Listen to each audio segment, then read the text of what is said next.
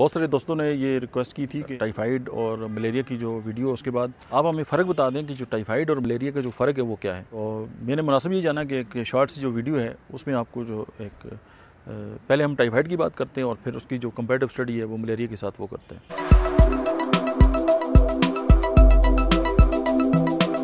बिस्मिल्लाहिर्रहमानिर्रहीम, अस्सलाम वालेकुम। मेरा नाम डॉक्टर अहमद एजाज़ है और मैं सिमिलिया क्लिनिक से बड़ाबाद से आपसे मुखातब हूँ। और बहुत सारे दोस्तों ने ये रिक्वेस्ट की थी कि टाइफाइड और मलेरिया की जो वीडियो उसके बाद आप हमें फ़र्क बता दें कि जो टाइफाइड और मलेरिया का जो फ़र्क है वो क्या है। तो मैंने मुनासिब ये जाना कि एक शॉर्ट सी जो वीडियो है उसमें आपको जो एक पहले हम टाइफाइड की बात करते हैं और फिर उसकी जो कंपैरेटिव स्टडी है वो मलेरिया के साथ वो करते हैं।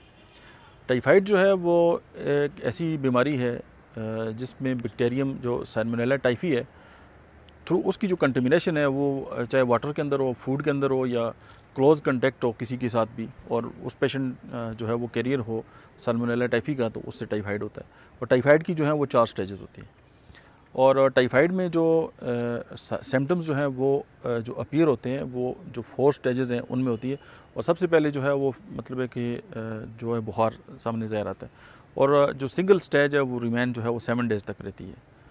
उसके बाद ये है कि अब हम जो स्टेज 1 है उस पर जब हम बात करते हैं तो वो ये है कि हाई ग्रेड जो फीवर है, abdominal pain, cough and tiredness, और जो है वो ब्लीडिंग फ्राम नोज़ और ब्रेडिकार्डिया, यानी दिल की धड़कन कम हो जाती है और नाक से और जिस्म के जो बाकी हिस्से हैं उनसे जो है वो खून आना स्टार्ट हो जाता है फर्स्ट स्टेज में। जो सेकंड स्टेज है उसमें जो है वो सिम्टम जो है वो रिड्यूस होना शुरू हो जाते हैं, और उसके साथ क्या होता है, या डायरिया हो जाएगा या जो है वो कॉन्स्टिपेशन हो जाएगी।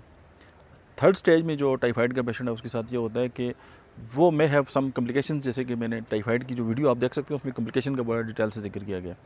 और जो फोर्थ स्टेज है उसमें ये होता है कि जो पेशेंट है वो रिकवर होना शुरू हो जाता है। यानी टाइफाइड जो है वो सैल्मोनेला टाइफी से होता है, और उसकी जो बेसिक रीज़न है वो जो है आलूदा पानी हो सकता है, खुराक हो सकती है, या कोई ऐसा इंसान हो सकता है जो उसका कैरियर हो और उसके साथ जो पेशेंट हो उसके साथ जो है आपका क्लोज कंटेक्ट हो, और उसकी जो 4 स्टेजेस हैं जिनका मैंने जिक्र किया। अभी हम बात करते हैं मलेरिया की। मलेरिया जो है वो एक ऐसी डिज़ीज़ है जो है वो प्लाज्मोडियम जो है उससे जो है वो मतलब उससे होती है, और वो एनाफिलिस मॉस्किटो है उसके काटने के साथ जो है उसका एक रिलेशन है, यानी उससे होती है। और जो वो प्लाज्मोडियम जो एनाफिलिस है वो, चूँकि प्लाज्मोडियम तो 4 किस्म के हैं लेकिन हम यहाँ पे एक की जिक्र करेंगे चूँकि हम कंपैरेटिव स्टडी की बात कर रहे हैं, तो उससे जो है वो पेशेंट में ये शिफ्ट हो जाता है। और उसमें क्या होता है, चिल यानी ठंड लगती है, बुखार, नाजिया, वोमिटिंग एंड समटाइम जो है वो डायरिया होता है, और यही सीन जो है वो ऑन चलता रहता है। तो ये मलेरिया हो गया, और टाइफाइड जो है वो ज़्यादा डिटेल में है, और यही फ़र्क है। और आप इसको अंडरस्टैंड करें तो मलेरिया और जो है वो टाइफाइड समझने में आपको आसानी हो जाएगी। क्योंकि जब ट्रीटमेंट की बात आती है तो समटाइम जो है वो जो बाकी हमारे दूसरा सिस्टम ऑफ मेडिसिन है उसमें वो क्या करते हैं कि पेशेंट को पहले मलेरिया की मेडिसिन दे दी और उसके बाद टाइफाइड की ट्रीटमेंट पे डाल दिया। ये थोड़ा सा ठीक नहीं है, क्योंकि वो हेपेटोटॉक्सिक और नेफ्रोटिक टॉक्सिक मेडिसिन है जो नुकसान देती है।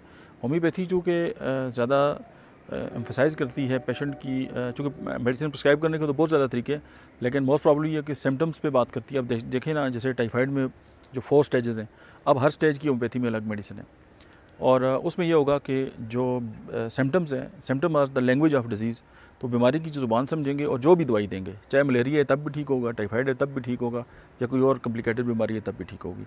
तो यही थोड़ा सा फ़र्क है, और इस फ़र्क को समझ कर अंडरस्टैंड करके जो है वो ट्रीटमेंट करनी चाहिए। Thank you very much.